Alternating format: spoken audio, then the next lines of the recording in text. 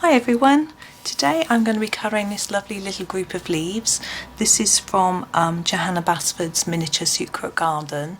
I'm afraid I've had to put my lamp on so it's a bit shadowy, but and you can see the shadow of my tripod, so I hope it's going to be okay, but I'm going to persevere and have a go and hopefully it will work.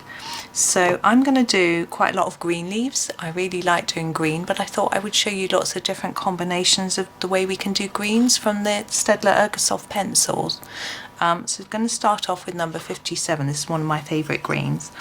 And I'm going to do these leaves here. So what I'm decided to do is to do the leaves in little clusters, so leaves that look the same, to colour them in the same way. I find that just seems to work in my head anyway. I like to keep things sort of symmetrical and consistent and that sort of thing. I'm hoping you're not getting too much shadow. I can't really see until I play the video back. Anyway, I'm going to keep going. Just going to hold that page down. So I'm going to go almost to the tip with this colour, but I'm going to go over this lower bit with more layers of colour to make it darker. And then try and use less pressure and less layers towards the top. Now there's a tiny stalk on this leaf which I'm going to attempt to colour. I'm not going to be able to stay in the lines and I'm not going to worry about it. I just think it needs colouring in. And then we do similar. I'm not worrying about that it might be darker here because of shadows and things.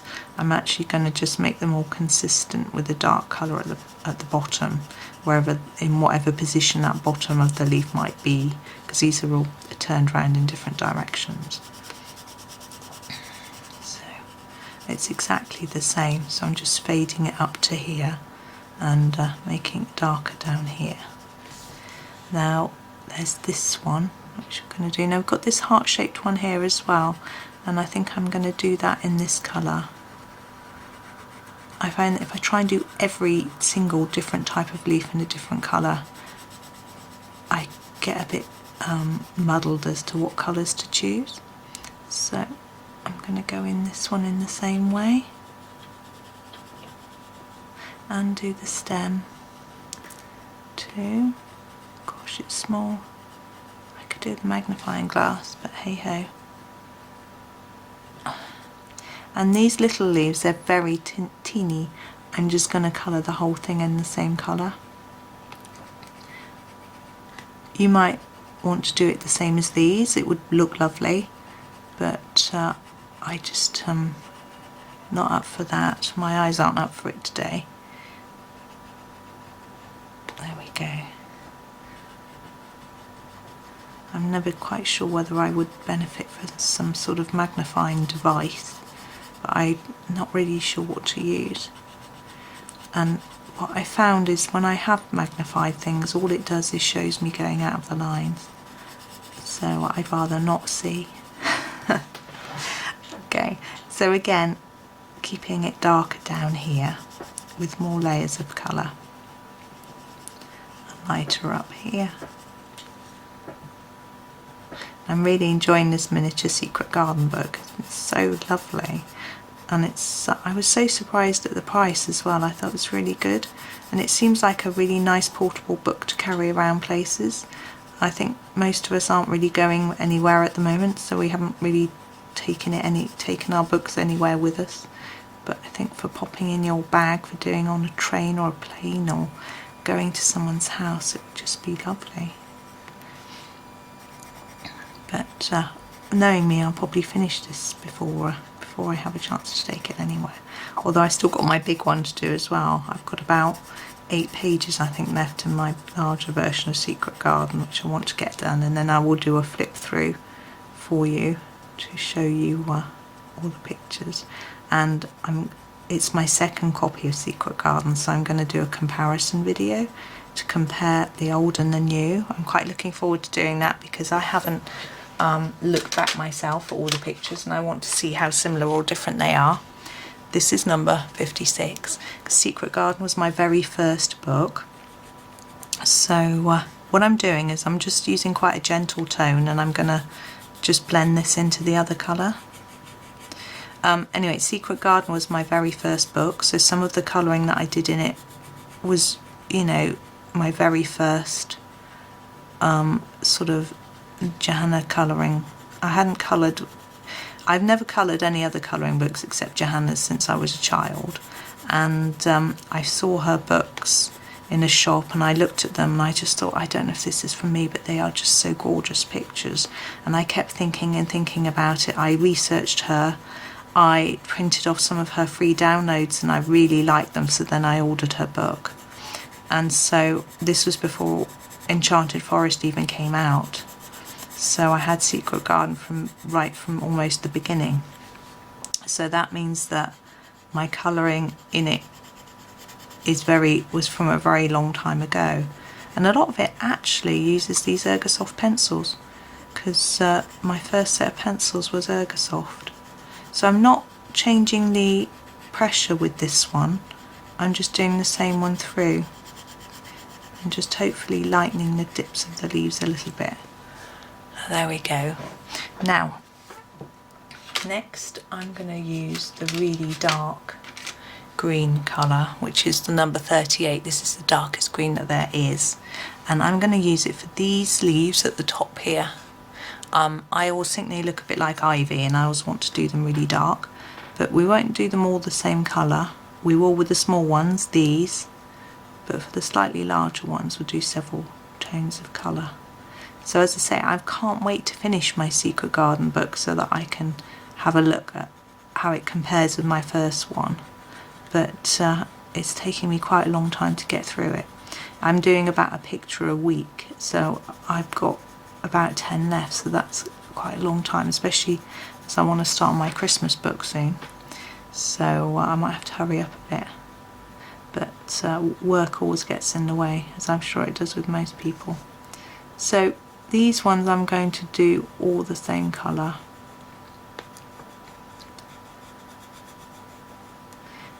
And I'll just talk you through one of these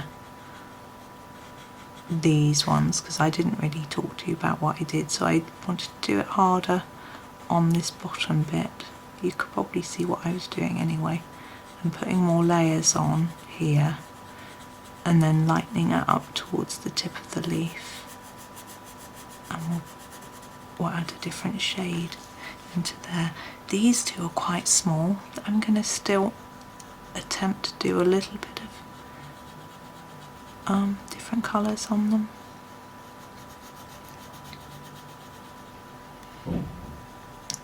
Gosh, there's a big bang outside then. So you can see I'm doing the same with these as I did with these slightly bigger ones, but these little ones, these are just going to be one colour. I'm sure some people could do them too, but I'm too messy, I think. I don't know. Can't get it that small. So that's that side, and this side's going to be done in exactly the same way, so I shall just make a start. So I don't know about you, but I really like colouring leaves. I don't know if it's because I've had so much practice, because Johanna draws so many, but and I don't always colour them green. I did an autumnal picture quite recently, and I did sort of oranges and reds and things. And I also did one fairly recently where I did the leaves. It was a tree trunk I did in sort of turquoisey blue, and the leaves were purple, that's right, and the flowers were pink. That was in Secret Garden, so when I do my flip through you'll be able to see that. So I know some people find it really hard to do leaves that aren't typical leaf colour, and I can understand that. And also if you want to make the picture look a little bit realistic, I suppose, then you aren't going to want to do them purple. But some people just love this sort of fantasy colours, and lovely pinks brighten people's moods and things like that. So again with this one, darker along this bottom edge.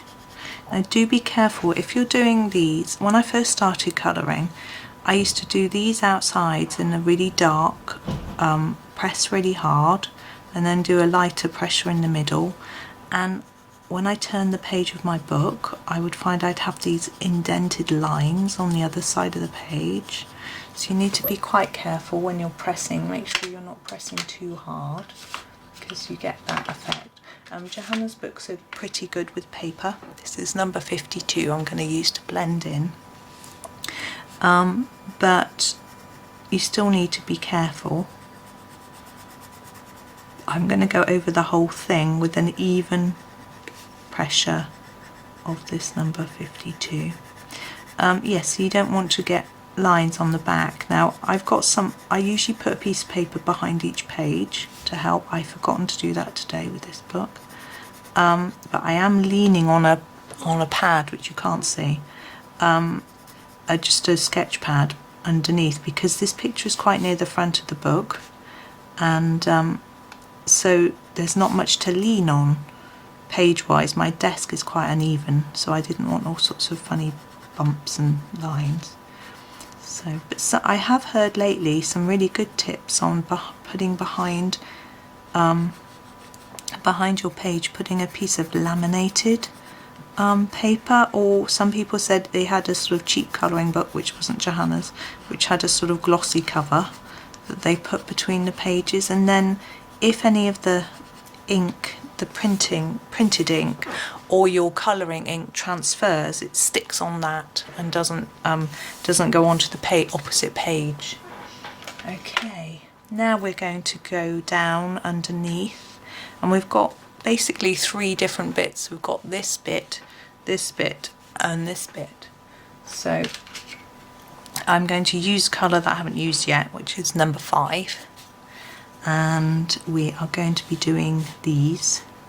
So this time I'm going to make it a little bit different, and I'm going to start with the darkest colour at the top and then just gently bring the colour down. You can see how I don't want much colour towards the bottom.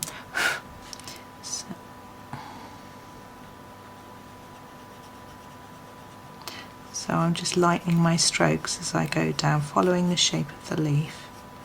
You could do little circles if you prefer. Different people have different styles of colouring, and if you've got something that works with you, stick with it. I know I saw someone the other day saying they'd tried to copy someone else's style and found it just didn't look right. Do what you like. And same with colours. If you don't like the colours, do your own choice of colours. So you can see I'm just getting lighter as it comes towards the end. I've got this one.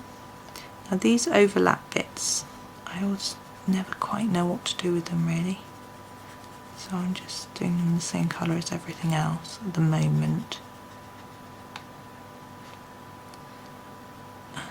Just making sure we don't do too much colour there, because most of the colour's underneath this one. Okay, and then the same on the other side. So a lot more pressure here and just very gentle here, coming towards the bottom. And this one we went over the whole of this, didn't we? Just trying to make it look reasonably symmetrical, because this is a symmetrical drawing after all. Don't get too het up about it, and I have seen absolutely fantastic pictures where people have ignored the symmetry with regards to colour and done each side a different colour, and it can work really, really well. But I quite like symmetry because it means I don't have to think of so many colours, because it has if it has to be the same in my head, then I don't have to keep chopping and changing colours all the time. So for me that's an advantage. And I find sometimes it can take as long to decide what colour you're going to do than it does to colour in the element that you're colouring. There we go. And I'm going to finish off these with the number 50. And now I'm going to be harder at this end and lighten it up towards the middle. Now I've used all of my greens now in combination with each other, so we're going to do some new combinations for the other colours. So you can see I'm just filling in these gaps. I'm not going all the way to the end though, because I want that nice dark colour to be really vivid on the ends of the leaves, but I'm just making sure it all blends together. Now it's much harder, I find, to get an even blend when you've got colours that aren't that close together with regards to their got a funny line there, look at that, with regards to their shade. So if you try and blend black and white, it's much more difficult than if you try and blend two greens that are really, really close together colour wise. So when you're first starting out, it can be easier to try and just pick two similar colours to learn to blend with. Or if you want to blend from red to yellow, make sure you use every colour you've got in your box in between them as you're blending through, to make your job a lot easier. It's also more interesting to keep swapping colours all the time. Right, there we go. Now these overlappy bits, I'm going to take the dark colour, which is number 38, and just put a gentle layer over them, just so they look a little bit different.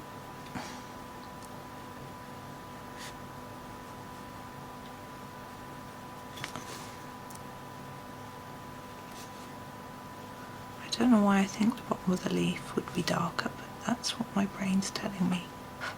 So there we go with those.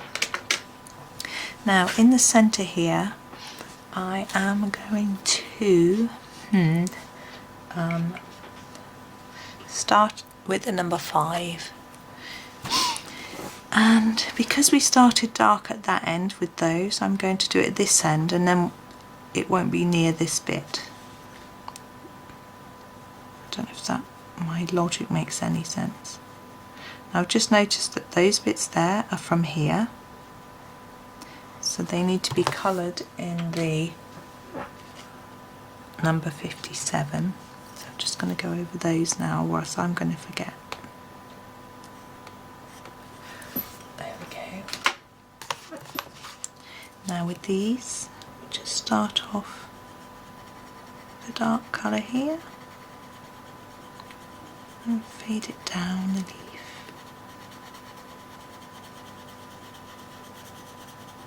I want to fade it really lightly this time. There we go. Same with this one, so starting off dark here and then fading down until we get a really light colour. There we go. Now we could fuss about with the veins and things. I've seen some people doing gorgeous pictures where they leave the veins a slightly different colour and things like that. Looks lovely. I'm going in with number 57, but because these are quite small and I want to keep things quite simple, we're just going to colour over the top of them, and they still add to the picture, I think. See, I'm going in quite hard here, but taking it lighter towards the tip. So I just want a little bit of colour here, and then towards this bit I'm going to do some more layers to blend it in and pull it all together. Now we've got the very ends of these leaves, I realise I haven't done. Do that in a minute. So this is where we do our sort of harder bit, more layers of colour. So just go over that bit and that bit and that bit. There we go. Now this bottom bit I'm going to do a little bit differently. We're going to use a yellow and a green together. We're going to use number 56. You see how short my 56 is getting? It's a really pretty colour, I think. We're going to start off with it and do all these bits just in a solid colour because they're quite small. And then we're going to do the tops of the leaves here and just gently fade it out to the white just very similar technique to what we've done with all the other leaves. Now with these leaves you could do them darker on the edges, and because these bits look like they're lower, like the leaf sort of bent, but I'm just going to keep it in the same way as I've done all the other leaves on this picture.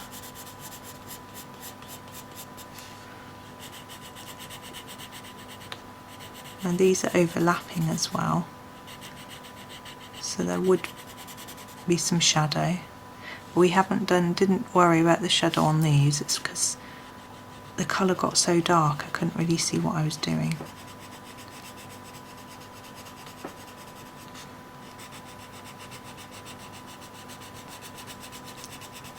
So on the larger leaf I add more.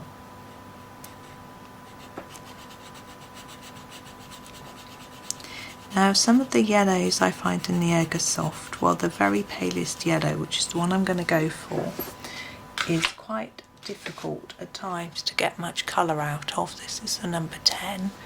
So, but I'm going to persevere with it. So I'm going to do quite a few layers. Now I'm quite heavy-handed, so I find it easier to get colour out. Make sure it's nice and sharp, that makes it easier too to make it more vibrant. And just keep going over and over with the layers until you're happy that you can see it and that it's bright enough for you.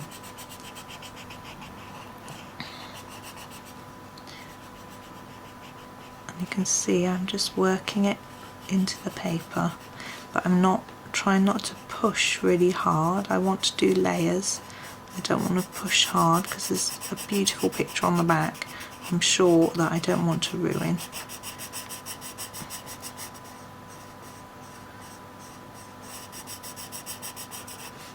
And you can see that this particular shade, which I think is a bit lemony, looks quite greeny once it's down with the green as well. I think it works quite well on the leaves.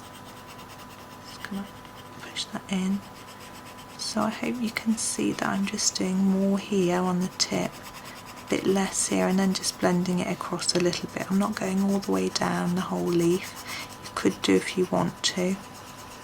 Now with the yellows, I find that I've always found yellows a little bit tricky to work with, in that getting different shades I found quite hard.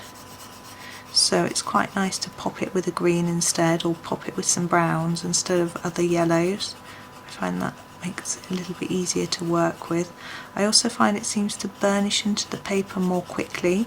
So you need to add lighter layers. I think it's probably me really. I probably push more onto the paper because I can't see it, and then I've pushed it down too hard so I can't add more shading. There we go. There, I think I'm happy with that. I'm just going to straighten it up slightly for you. There we go. So I hope you enjoyed the video. Thank you very much for watching, and happy colouring.